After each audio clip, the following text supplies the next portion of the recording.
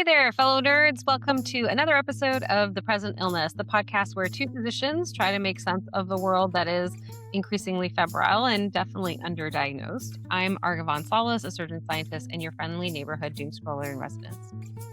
And I'm Alyssa Burgart, an anesthesiologist and bioethicist who tracks news and health law like their EKGs, full of spikes and surprises. The Present Illness is where we dig into public health, politics, culture, and ethics with a scalpel in one hand and a meme in the other. As a note to new listeners, we often talk about topics that are a little intense. They can be a lot, so you may not want to listen to this with your little ones. A big thanks, as always, to those who are listening, with extra love to our subscribers and those who follow us on various platforms, and a special warm welcome to anyone who just stumbled in from RFK Jr.'s hearings, congressional hearings. He is all over the hill this week, isn't he?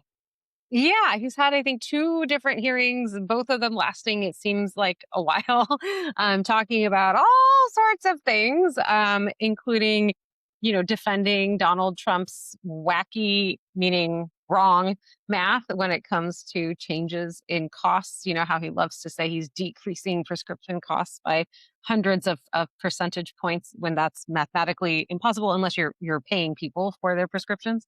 Elizabeth Warren says, that he has his Trump RX, which is supposed to make prescriptions more expensive, and I forget which medication she was looking at, but it was like $200 if you got it through Trump RX, and like somewhere in the range of $10-15 if you got it through Costco.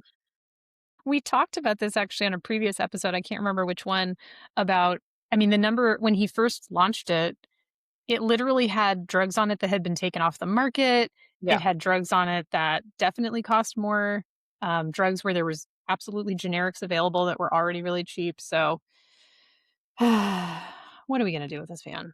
Yeah, there was also a whole section where he was being asked about glyphosate, and how he had been previously opposed to glyphosates, but then when after the one of the chemical companies had lobbied basically with the president, then all of a sudden we no longer heard about it from RFK Jr. And he was like, I don't know anything about that. They went to the White House. The White House didn't ask me. I didn't know anything about, you know what I'm saying? Like he just denied the whole thing, which is fascinating. Did you hear him deny that he had said Black children should be reparented and like gone a screaming match? That's right. He denied it altogether. We can just play the clip where he basically said Black children shouldn't be raised by their own parents, which is disgusting and terrible, inappropriate. I mean, like I don't know all the bad words that we could use to describe what he's saying. Um, Racist, obviously, that was wild. There was also the section where Representative Summer Lee was asking him about Black maternal health because last week was Black Maternal Health Week, and she was asking him about how do we address the disparities we have in this country with Black birthing people being 3 to 4 times more likely to die of pregnancy-related causes than are white pregnant people, and how can we address that if we can't use the word Black in any grant applications? I do want to share actually the clip of Representative Summer Lee in her comments to RFK Jr. because I think people should hear her in her own words. So here it is. Your agency told programs to remove a list of nearly 200 words and phrases from their funding applications, including the word Black. Do you have an idea of how we could solve the Black maternal mortality crisis if we can't say Black? President Trump is trying to end division in this country, not so. Sorry, not eviction. During the last 4 years, that's what DEI did. It divided people, it polarized people. No. We're not talking about eviction. We're talking about I'm health. calling about DEI. We're talking about healthcare Yeah, disparities. So what we're asking is if you attack DE&I and then we have a crisis that impacts one population over another, but you cannot direct specific spending or research or interventions to that population, how do you solve the problem? Do you think the federal government should be paying for DEI? I think the federal government has a vested interest in ensuring that its citizens survive childbirth. We are meeting that obligation. You're not. Anyway, there's data from, in case folks are new to this topic, there's data published in lots of places, including the New York Times, looking at socioeconomic status and health birthing outcomes and education level and birthing outcomes. And we know that for Black women who have high levels of education and high levels of income, they still have worse maternal health outcomes. So it really does come down to racism as an issue. And what she's really asking is, how do we address racism if you're not letting us address racism? And then he says, "Oh, we are," and she's like, "No, we're definitely not." So anyway, kudos to her for holding him accountable for what he's saying. Anyway, it's been fascinating to see how little allegiance there is to truth or reality in the words that come out of his mouth. But I And there's mean, that. this is not, this is not new. This is like his whole brand. Absolutely, yeah. And Bill Cassidy does talk to him, question him again about vaccines. And by the way, if folks are following, I mean, there's the another big story. This is not our main topic for today, but another big story is that there was a paper or an article that the CDC had put together for their morbidity and mortality weekly report about COVID vaccines and how they had significantly decreased emergency department visits and hospitalizations this past winter. And it was set to come out in the MMWR, and Jay Bhattacharya had first delayed it because he didn't agree with the methods, even though there are methods that are very standard and typically used for these types of data. And then after a delay, it was actually pulled from publication. And this has apparently never happened before, where something had already gone through peer review within the MMWR system and was approved for publication, and someone high up interfered. And it's also worth noting that Bhattacharya, who's the one who basically has prevented this from being published, is a person who has complained quite a lot about censorship. Like, that's his big claim to fame, if you will, that he was censored because he was, he had a different view on COVID and vaccines, and we don't like contrarians. And so his perspectives were suppressed because of censorship. And then now he's suppressing actual scientific data that comes out from his own agency. He's currently the acting director of the CDC. Anyway, all that to say, there's been a lot of weird public health stuff going on as usual. Leaders of our organizations saying really wacky and inaccurate and racist and eugenicist and horrible things. He said, so I'm going to put this in context. This week, we're recording on April 23rd, 2026. 99 years ago this week is when the Buck v. Bell case, which is a landmark bioethics case, that legalized forced sterilization across the United States. Mm. And oral arguments were heard 99 years ago yesterday. And then May 2nd is when the decision came down. And essentially, a woman was a teen mom after she was raped by someone in her foster home. She had herself been removed from the home of her parents. So when we talk about things like reparenting, taking away kids Mhm. from their parents, she was raped in the home of her foster family, became pregnant. Shockingly, you're going to be very surprised about this. You're not. The the rapist left. He left town rather than Mhm. marrying her, which is apparently what he had promised to do. And after she had her baby, the family, rather than admitting that she had been sexually assaulted, they just had her committed to a mental institution. They said that she was promiscuous and feeble minded, and she was put into a state run mental health facility. Calling it mental health is wrong. It was called the Virginia State Colony for Epileptics and Feeble Minded. And this was a major event in the eugenics movement. And it led to the forced sterilization of, 70,000 people, mostly women of color, of course, in America. And, anyway, there's a lot that goes into it. But when I was rereading Oliver Wendell Holmes's opinion. He was like the most premier justice in the court at the time, really respected, known for making sort of pithy statements. One of the statements that he made in the opinion was 3 generations of imbeciles is enough, because they claimed, the people who made the case, which were lawyers and doctors, that Carrie Buck herself was intellectually disabled. They claimed that her mother was also intellectually disabled. And then they claimed that Carrie's baby child was also disabled, which none of those things ended up being true. And of course, it's not okay to sterilize people because of disability, regardless. But even though that's the statement that's most associated with that case, there's like 2 or 3 other sentences that are much worse. And I won't read all of them, but essentially Holmes says these people, Mm. are a scourge on society.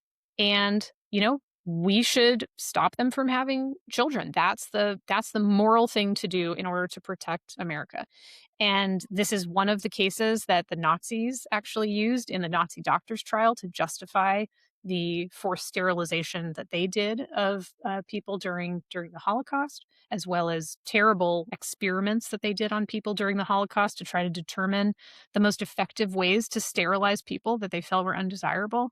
So when I listened to RFK Jr.'s testimony, and that's why I wanted to give this the background on this like super old case, Mm, is when RFK Jr. in his budget testimony went on and on about how much it costs to take care of children with autism. And he mm, claims that the claims for that care are fraudulent. And he claims that, he said the way that they want to reduce healthcare spending is to get people basically off the rolls. He wants to take people off of government supported healthcare as a way to stop paying for healthcare. So as opposed to doing the things that might actually make Americans' lives better, that could make care more affordable, like we were just mhm, talking about, he thinks that what we should do is just not take care of folks who need it. And to me, that says that RFK very clearly does not believe that people who develop illnesses, people who are, whether they're born with conditions or develop conditions, that they're not worthy of the economic investment required. And that is the same argument that was made in Buck v. Bell, was that it was economically unstable to allow people to continue to have children. And while that specific idea has gone out of favor, clearly the idea that providing care is expensive and therefore people who need care are not worthy of care, that idea has not gone away. That has not been mhm. dismantled. And I got really mad listening to those hearings about so many things. But the eugenics stuff is so loud and clear. Mhm. Yeah, and he said before that people who have mental health problems should be sent to farms to perform labor, Like basically, to be enslaved. state colonies. Yeah, I mean, he has said that. Hmm. I mean, obviously, we know he has said all sorts of outrageous and terrible things. Um, but yeah, thank you for giving that context. Did not know about that case, and it is certainly in line with a lot of what he is saying, which is disgusting for a country that supposedly thinks it's like a leading country in the world, that supposedly believes in democracy and human rights and Freedom. freedom, and to have a man like that in charge of our health and human services is really shameful. Okay, shall we get into our first topic? I, you know, I've been planning for us to talk about bathroom bills and specifically anti-trans bathroom bills for a while. And the other thing that I want to talk about is disability justice. And Uh, the other thing I want to talk about is just like everybody's got to pee, mhm. like everybody's got to pee. I have a small bladder. I Yep. feel like I have to pee often, actually. Um, and if you've ever been in that situation where you like can't find a bathroom, it can be really stressful. Um, and I was on a trip recently where I was traveling with a person who needs a specific kind of bathroom, and it was very stressful. Mhm. And one of the places that we ended up stopping was a park. Just we were on a driving trip and needed to pull over, and there was no public bathroom at this park, which was very disappointing. But Mhm. it did smell like pee. Mm, So like the parking lot had this like a malodorous scent about it. And you can tell that like there was like a main road nearby, and you could tell that like people didn't have a place to go to the bathroom, and so that's where mhm. they were peeing. Mhm. Um, so just been thinking so much about bathrooms and how finding a place to a hygienic place to go to the bathroom should not in 2026 be so hard to find. Like it Mhm. just shouldn't. We should have public bathrooms.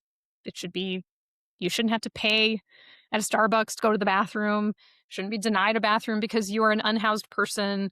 Like Mhm. all of these things. And so I say all of that as like lead up to the fact that there are so many, conservative forces that seem to be determined to make the lives specifically of transgender people as miserable as possible. Mhm. And one of the things has been to push these miserable anti-trans bathroom laws. And for folks who haven't heard about these things before, there are a number of states that have specifically made laws or regulations, oftentimes in public spaces. They don't want for a person who has a gender that does not align with the sex they were assigned at birth to be able to use the bathroom that feels most appropriate to them. They want to force people to go to specific bathrooms. And this is very dangerous for many reasons. And of course, so many of Mhm, these laws are couched as though like women are unsafe if they're around mhm. trans people, which is an outrageous, transmisogynistic, terrible thing to say, which is And it's also, false. I mean, it's not and borne exactly out not in supported by data. absolutely any evidence at all. But if you want to make trans people miserable, this is one of the ways that conservative politicians are choosing to do this and using trans people as a wedge to try to create this outrageous.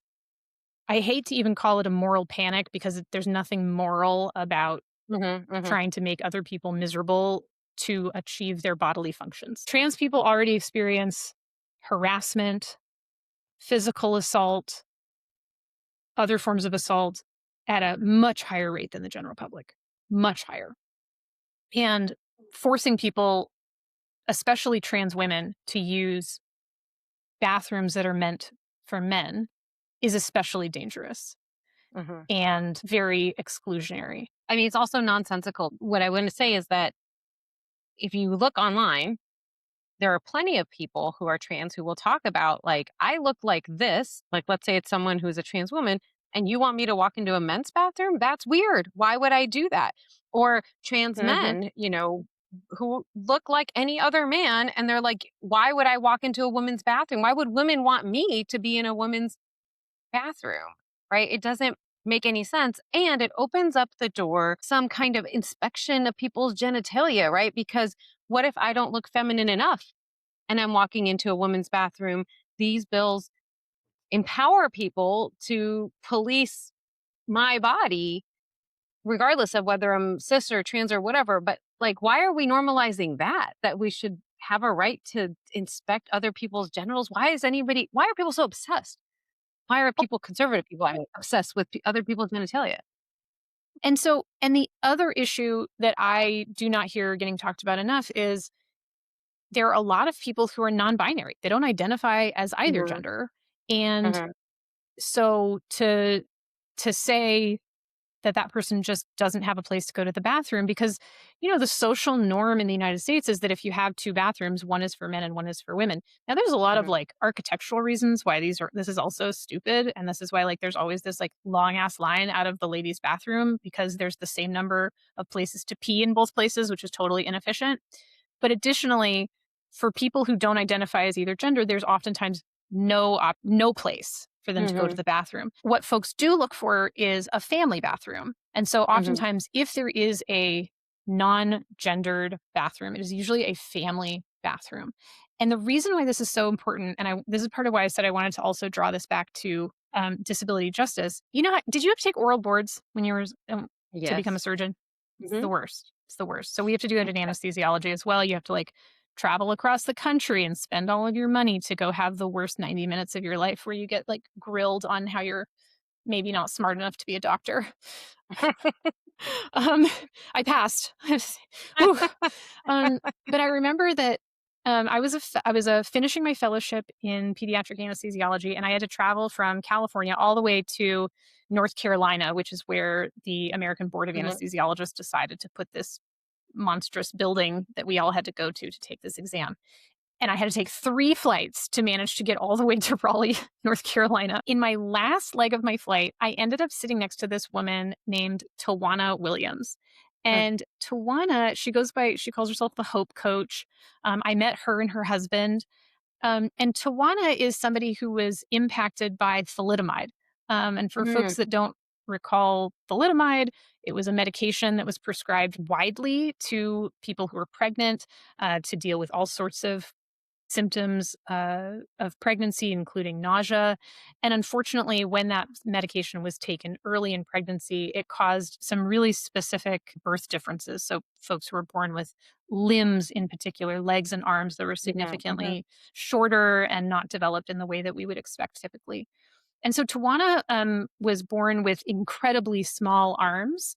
She calls herself well, back then, she told me she was unarmed and dangerous. She ended up telling me her whole life story. It was lovely. She's a motivational speaker. She talks about, like, the troubles she's been through in her life and the things that she's done to try to make people's lives better. And she told me a story about how hard her and her husband had worked to make it so that there would be family bathrooms in airports Mm, because she's a motivational speaker. She needs some assistance with activities of daily living, like going to the bathroom, because of her physical condition. And it's, as you mentioned, it's weird for a woman to walk into a man's bathroom or a man to walk into a woman's bathroom or whatever. Well, they're a man and a woman and they need a bathroom stall. mhm, And mhm, so they were constantly having trouble finding places where she could go to the restroom and he could help her. mhm. And so every time I see a family bathroom, I think of Tawana. Mm, Um, cause, and just what an, and I probably would never have really thought about it. But then when I had my own kids, you need a place to change their diaper. You yeah, need so many men's bathrooms don't have a place to change a baby's diaper because the assumption mhm, is that women are doing it. So there's all of these gender norms that are mixed into bathrooms that are actually really not making it helpful for people to live their lives. mhm, And so finding a family bathroom, whether it's labeled as a family bathroom or it's labeled as a gender neutral bathroom, this is something that's really important for a unique cross section of the population. Um, and so when I'm traveling with somebody who needs a non-binary bathroom, I have to like do all of these like searches to make sure that the route we're taking is going to have the right bathroom and we can make sure that mhm, this person can go to the bathroom. And then I feel guilty when I'm like, "Oh, well, I can go to the bathroom here, but there's no place for this other mhm, person to go to the bathroom." So it's like, I want it to be that's such a weird thing to have to think about where mhm. you're gonna pee. And yet people who are trans and people who have disabilities and need support have to think about this, like, all the time. So, I mean, I think one of the things that comes up a lot, you see this discourse online, is where people like Nancy Mace is well known for being so hateful about trans people using bathrooms. She is like taking pictures of herself next to the little, the symbol for a woman next to a bathroom, being like, "See, this is who this is for." With her implication being that trans women don't count, right? 'Cause she doesn't, because she's a terrible bigot. You see comments like that, and then you see people saying very common sense things, which is like, "Don't you have an all gender bathroom in your house? Like, why are you so worked up about?" Or on an airplane? I mean, I just was flying. You're not home. Do you just took a flight? Like, we all use all gender bathrooms all the time. So Mhm. why are we making such a big deal about who goes into these bathrooms? And also, the people who are most likely to harm women physically are men, cis men. It's definitely not trans women. And Nope. as you said, requiring trans women to go into a men's bathroom is really dangerous for trans women. The life expectancy in this country for trans people is lower, significantly lower than it is for cis people. And that's in large part due to violence, but also due to the mental health impact of being treated so horrifically by the rest of society. I was just gonna say, I just got an email. There's an anesthesiologist shortage in this country, so I am constantly being either texted or emailed by people being like, "Come work in this random place." Mhm, And I got one from a recruiter who was like, "I have a great opportunity in Oklahoma. Do you want to come to mhm, Oklahoma?" And I was like, "No."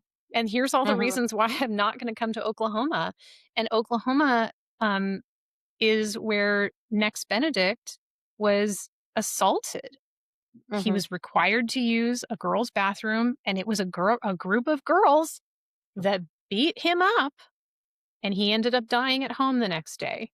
And there still has not been an independent investigation into his death. And so, people of Oklahoma, you all deserve great care. You all deserve to live in a place where you actually have the liberty to live your lives. And yet, it is a place that is so eager to prevent trans people from literally having a place to pee that it is putting people in the situations where it is incredibly dangerous to even pee. Understand how that is pro-life.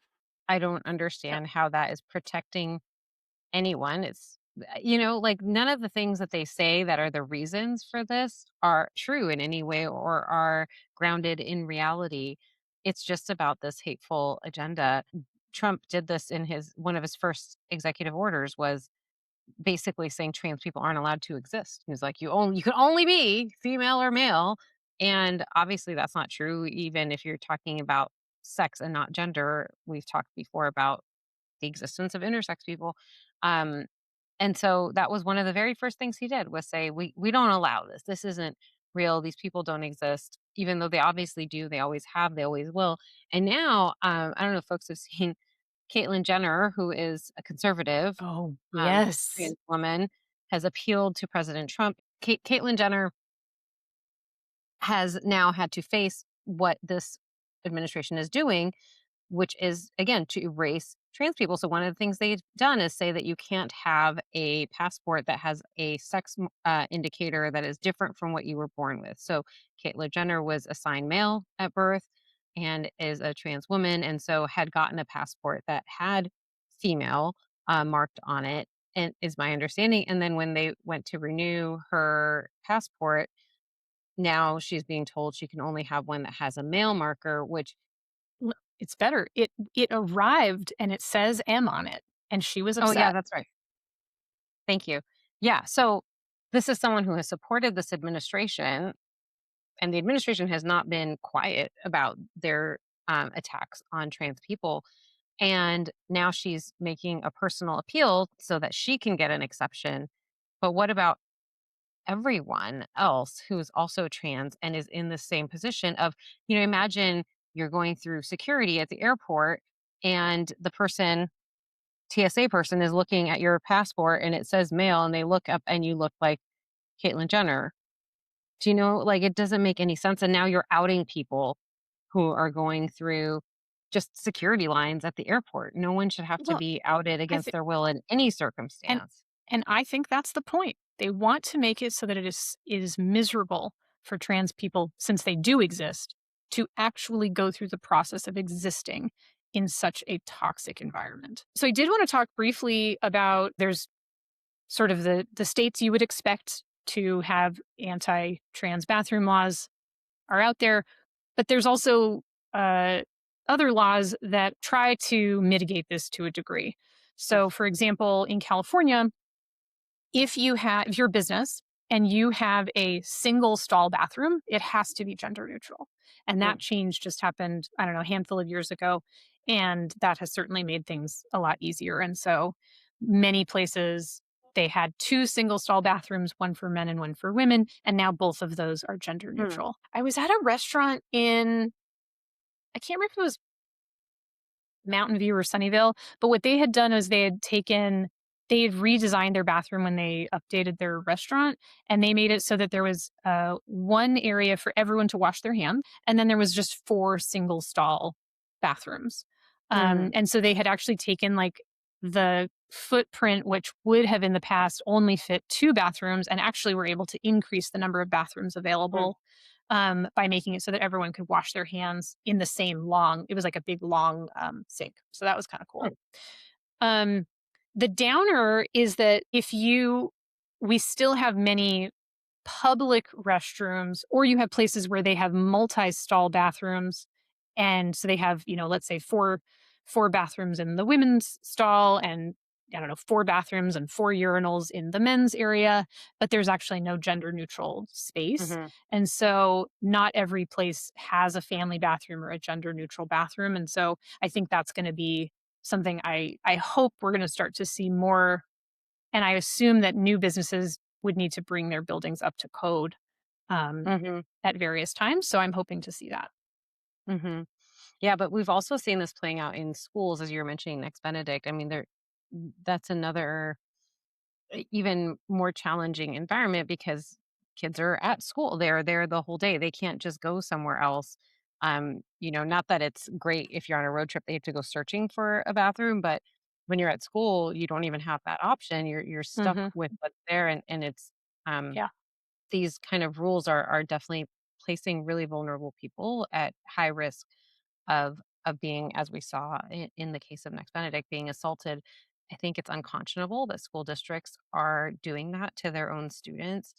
And Libs of TikTok is egging them all on. I don't know. I wish I knew.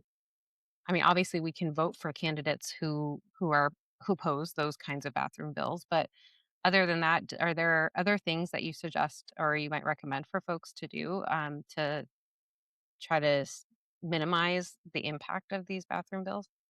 Yeah. I mean, one, I really encourage everybody who's listening if you, I mean, obviously, if you're a person who is experiencing the lack of access to a bathroom and the basically exclusion of public life through bodily functions, I am sorry that that is happening to you and you deserve a place to go to the bathroom.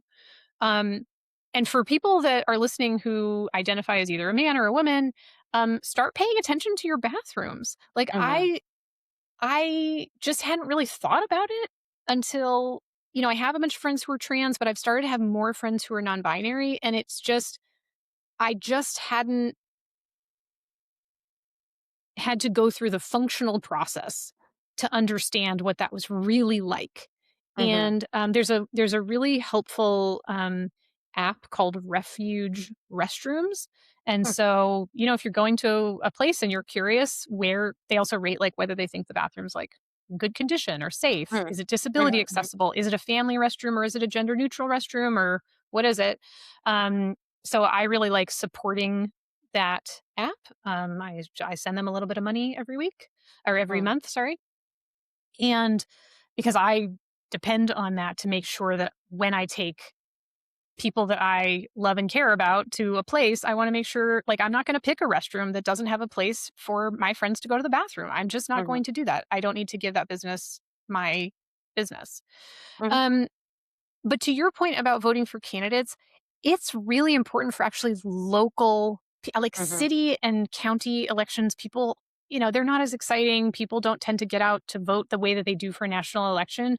But this is actually something that needs to change like in our actual communities and in our mhm, neighborhoods. And so I really recommend that you reach out not just to your like, your state representatives, but who are the people that you can in your town and in your county to say, "Hey, it's really important to me that we have access to this. It's really important to me that everyone in our community has a place to go to the bathroom." mhm, And they need to hear this from people who are not just people who hate trans people.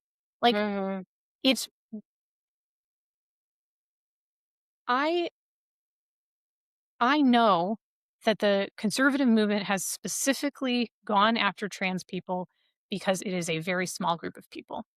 mhm, They are mighty, they're important, and because it is a small group that is already marginalized, this is a way and especially then when you make it trans kids, right? They're kids that don't vote, they're kids that don't have places to, they don't have jobs yet because they're mhm, kids.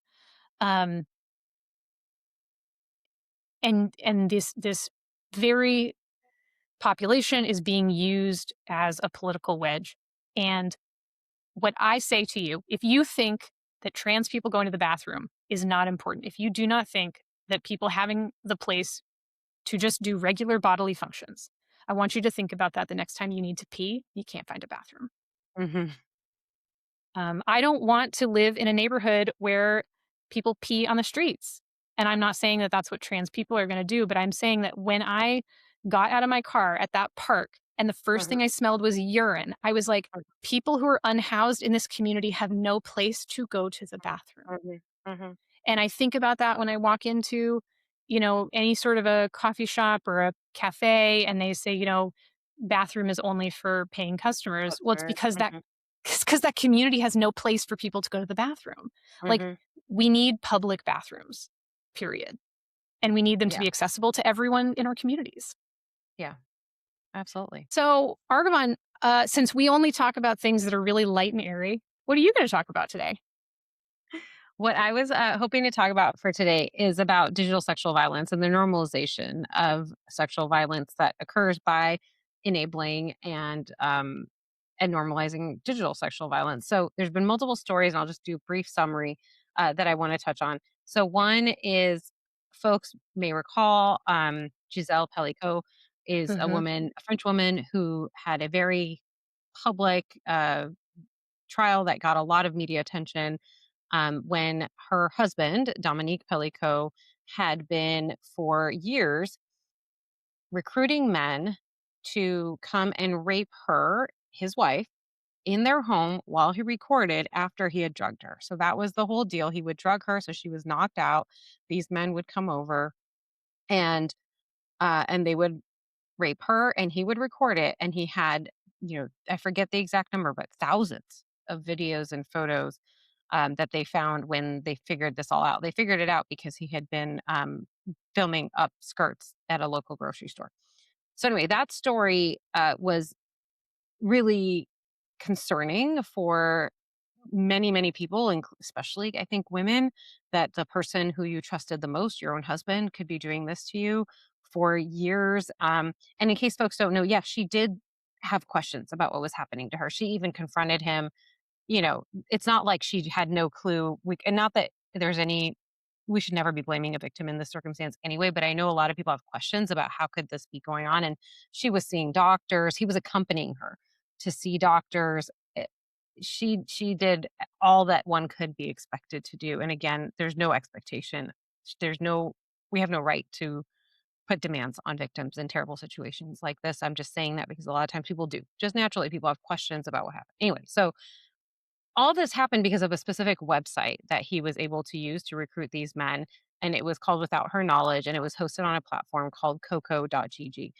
After months of collaboration across different European agencies, that website was removed. And now it's basically back. It's called something else. It's called cocoland.cc instead of coco.gg. They say that they have used some code that was available on a GitHub repository to make the website look similar to the previous one, but that they're not the same people and that they're not going to allow illegal things to happen on their website. Supposedly, yeah, we're supposed to believe They're all this. copycat rapists? I mean, I'm confused. Is that the defense? Their defense is we just wanted to, they literally said like that they wanted to look similar so that it'd be easier for people to use, but no, we're not going to have allow that kind of content. Yeah. They're trying to walk this ridiculous line pretending that it's not going to be what it was. So it's a as one of the legislators said, a slap in the face. That this is allowed to just pop right back up. It took so long to get the previous site removed, but just like that, there's a new site up that could do exactly the same thing.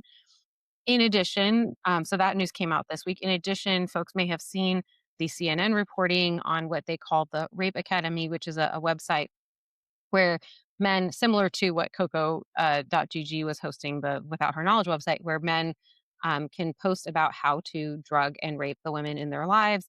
And they give tips on medications, dosages, timing, encourage each other. They have, screenshots of these various messages in the CNN Oh article. God. Oh God. Yeah, They're if folks teaching. I haven't mean, read it. and I Yeah. just, you know, as an anesthesiologist, like I give people sedatives for good, you Hmm. know? I like to use medications to alleviate anxiety, to take away pain. It makes me happy. It makes me happy to make sure my patients are having a safe experience. Just it makes me so angry in like a different way than other kinds of assault. Like they're all terrible. Hmm. Understandably. And again, these are women who are close to these men. I think that's part that for me makes it so hard to hear. It's we already know sexual violence exists out in the world, going on a first date or a second date, someone you don't know that well.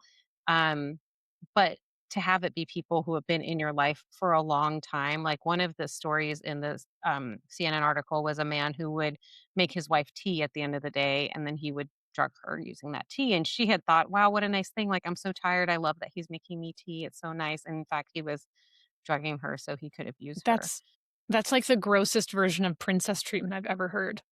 And the betrayal that women are feeling from learning that this has been happening to them is really hard to wrap my head around. So that's a more recent story that came out at the end of March.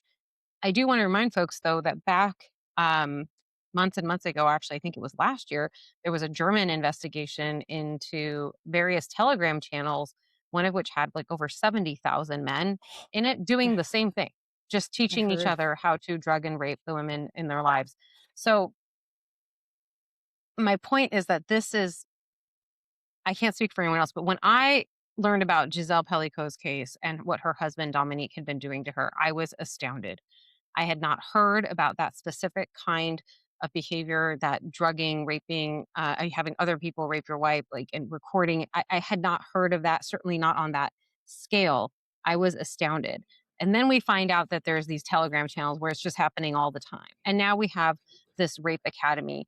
And to remind folks, in January, just a few months ago, we had the normalization of digital sexual violence on Twitter via Grok, right? They enabled Grok's editing of photos using AI. So there were, I think, hundreds of thousands, if not more, images that were created by users with the aid of Grok, which is the AI chatbot on Twitter, to remove women's clothing, remove their hijab, put them in scantily clad outfits. They did this to children as well. It wasn't just women, it was women and children. And this went on for a while. Um, and now Well, it, there's, and there's a bunch Mhm. of apps. There's a bunch of apps that are like on Apple and Android, right? Right. So we had this whole thing happen with Grok. There was this severe reaction to it, understandably, from a lot of women in particular, and there has been some legal action taken in Europe. I believe Elon Musk is being asked to testify there. But anyway, so that happened, and then the Tech Transparency Project has reported that there are actually numerous apps on both the Apple App Store and Google Play that are what they are calling nudify apps Mm. that allow users to edit the photos and videos of other people to remove their clothing or put them in scantily clad outfits, etc. Now, some of these apps have been removed, but the Tech Transparency Project did an update recently, and what they found, just searching for things like nudify or undress in these stores, was that there are still 46 apps like this on Apple and 49 on Google. They have been downloaded 483 million times and generated $122 million in revenue. And the kicker really is that these apps violate the policies of both Google and Apple, yet they remain on these platforms because the platforms are able to make money off of them. So I will Well, just read to you.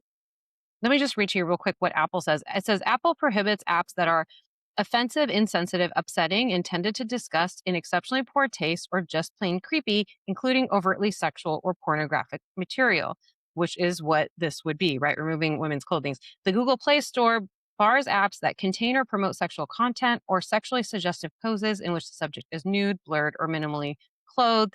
Google Play also prohibits apps that degrade or objectify people, such as apps that claim to undress people or see through clothing. So that's what I mean when I say these apps violate their own policies.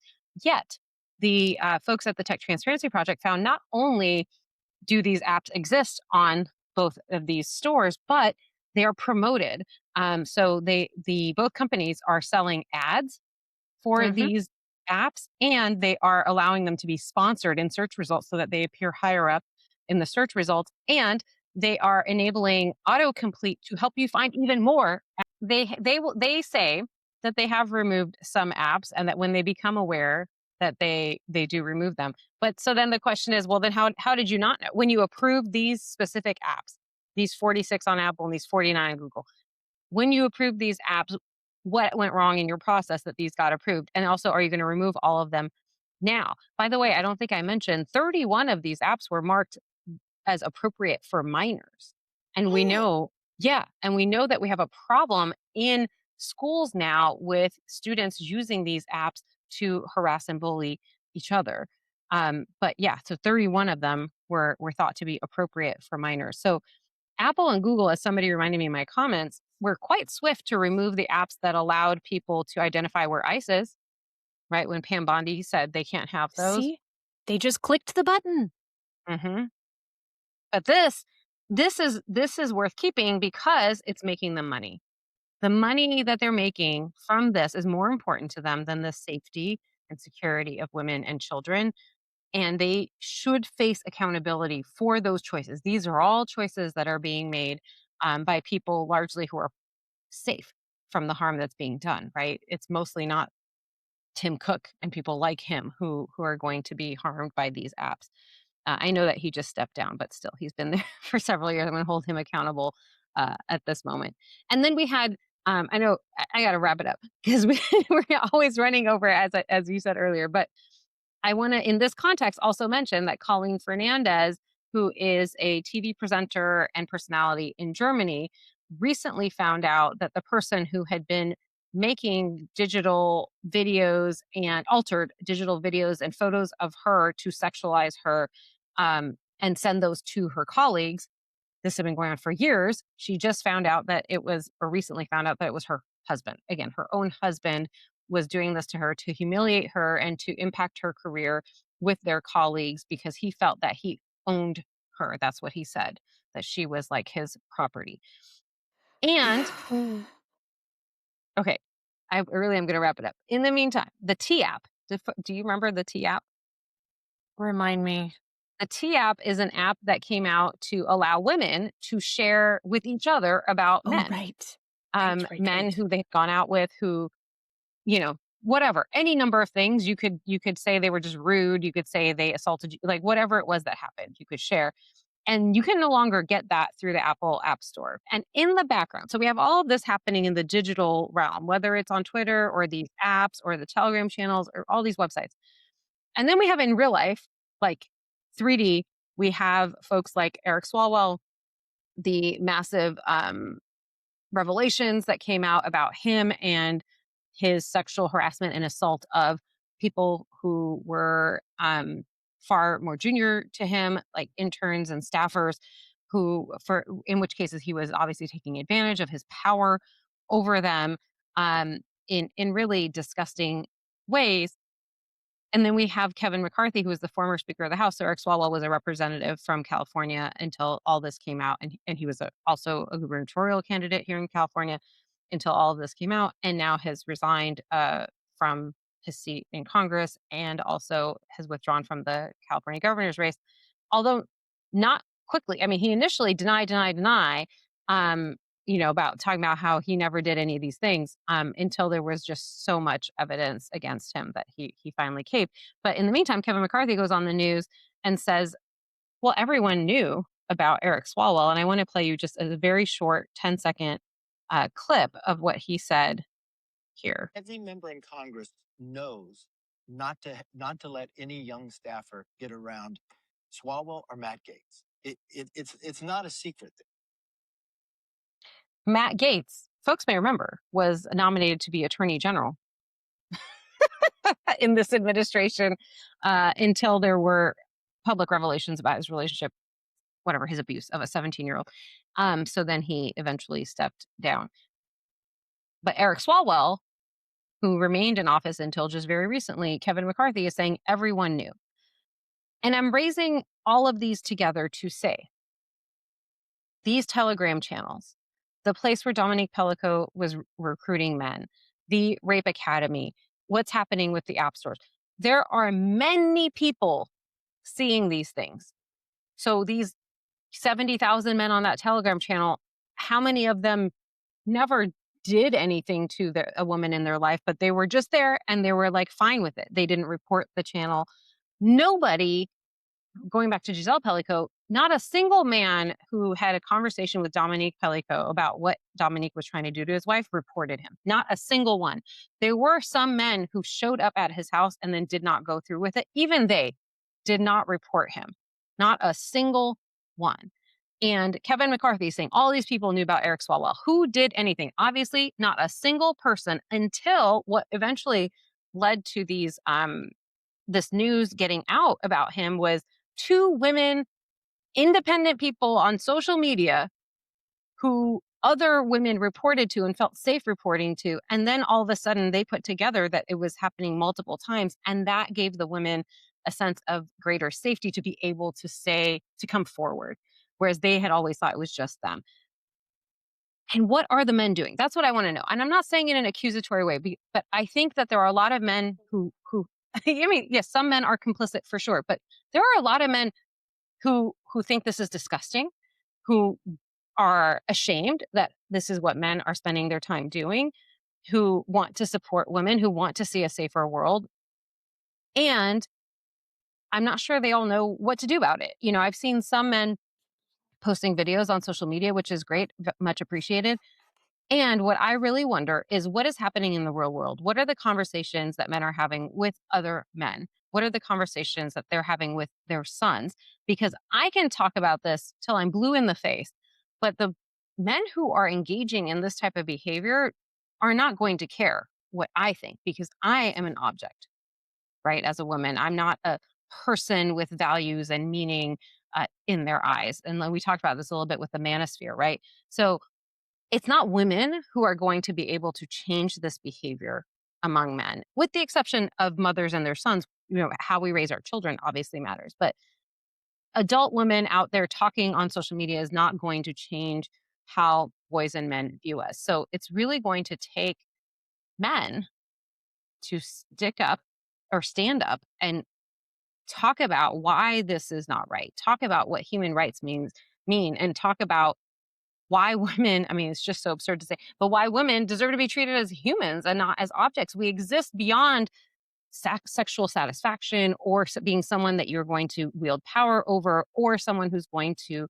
bear children. We are much more multifaceted than that. And it's not until men are the ones who are overwhelmingly putting out that message that I think we'll see a change. So that's what I would like to know. So if there are any men listening, which I know there are some of you out there, and would like to let us know what you're doing, we would love to hear about it. Genuinely speaking, we have a number you can text. It's on the notes, the show notes for the podcast. And I would love to stop having to talk about this. I would love to not have to keep making video after video about the horrific things that mostly men are doing to mostly women.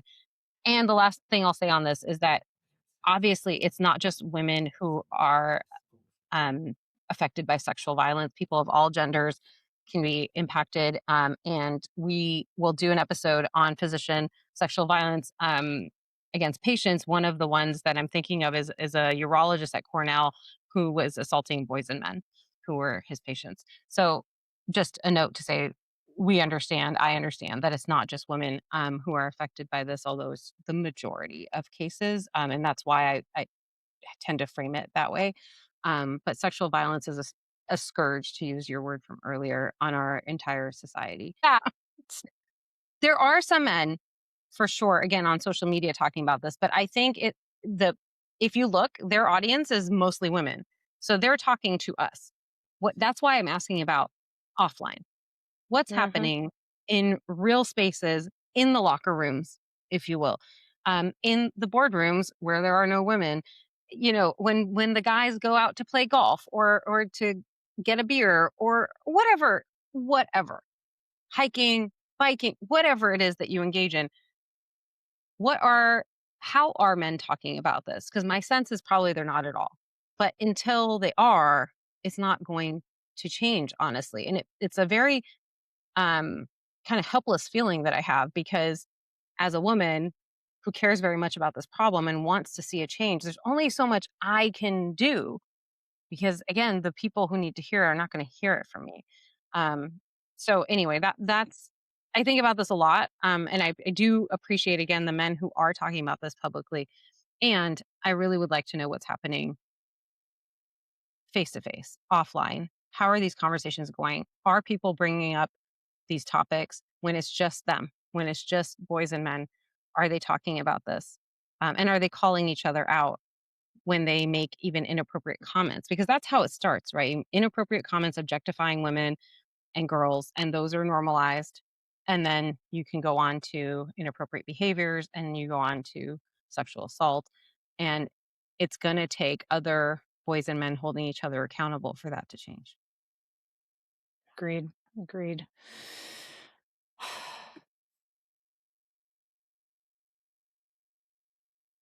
Don't you think we should talk about something good? Listen, I want to know your prescription. Take 2, call me in the morning. What are we doing? So, have you heard of Merlin the pig? I think so. I don't remind me. So this is a pig who lives in somebody's house. I don't know their names. I have not followed these people for a long time. I don't know them well, but this is essentially a domesticated pig, and they have these buttons that the pig can press to Yes. yes, to Okay. express. I think it's a him express himself. Um, and so like one of them is she asks, what Merlin, what do you want? And he presses this button that says Al Capone. Well, Al Capone is a bird that they have. And so she goes and gets Al Capone and puts Al Capone on Merlin's head because he wanted to hang out with Al Capone. um, there's a few I've seen where she's writing things on a little whiteboard, like sit, and then Merlin will sit and she'll write shake, and Merlin will shake.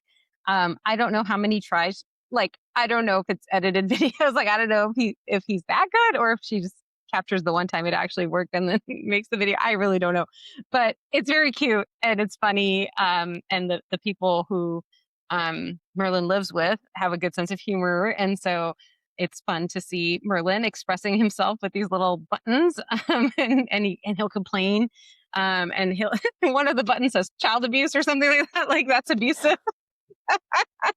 I want fruit, and then she's like, it's not time, and he goes abuse. Anyway, I wonder how many people are going to feel a little less comfortable eating bacon.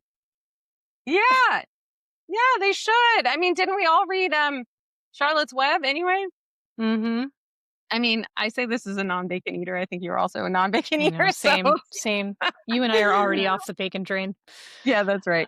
Anyway, so yeah, I'll put a link to at least one of the Merlin videos. How about you? What do you prescribe for folks? I just recently started watching Margot Has Money Troubles on Apple TV. It's based on a book by a woman named Rupi Thorpe, and I had just read the book pretty recently, and then the show just came out. Only the first few episodes are out, but it's fabulous. It's a great show, great cast, and it's about a young woman who's in her first year of college. Her English professor gets her into a relationship, which is clearly unethical and inappropriate, and then she ends up getting pregnant, decides to keep the baby, and all the things that come through there after that. Anyway, but the cast is fabulous. Michelle Pfeiffer plays her mom, and I haven't seen Michelle Pfeiffer in anything in a while, and she's just perfect. So the cast is fabulous. So Michelle Pfeiffer plays the main character's mom. Elle Fanning plays the main character named Margot. Nicole Kidman plays like an ex-wrestler. Nick Offerman is an ex-wrestler, and he plays Elle Fanning's dad. And then there's a woman named, I actually don't know how she pronounces her first name, Thadia Graham, who I really have loved in a couple of other shows, plays her roommate. Anyway, it's a great cast. I loved the book, and I'm enjoying the beginning of how the show is coming out. Thank you for the recommendation. I think that's it for this week's episode. If you didn't like what you heard, this has been The Megyn Kelly Show. If you liked it, don't forget to subscribe to The Present Illness, leave us a review, and tell folks in your life. We know that you like us more than you like Megyn Kelly, so follow us on TikTok, Instagram, and YouTube at The Present Illness and stay on top of all of our TPI-related news. We will be back next week with more headlines, hot takes, and doom scrolling, hopefully wrapped in some laughs. Until then, agitate, hydrate, take a nap, and I'll see you next time on The Present Illness. Production by Argavon Salas and Alyssa Burgart. Editing by Alyssa Burgart. Social media by Argavon Salas. Original music by Joseph Uphoff. Please don't take medical advice from random people on a podcast. This show's for informational purposes. It's meant to be fun, and it's certainly not medical advice. Please take your medical questions to a qualified professional.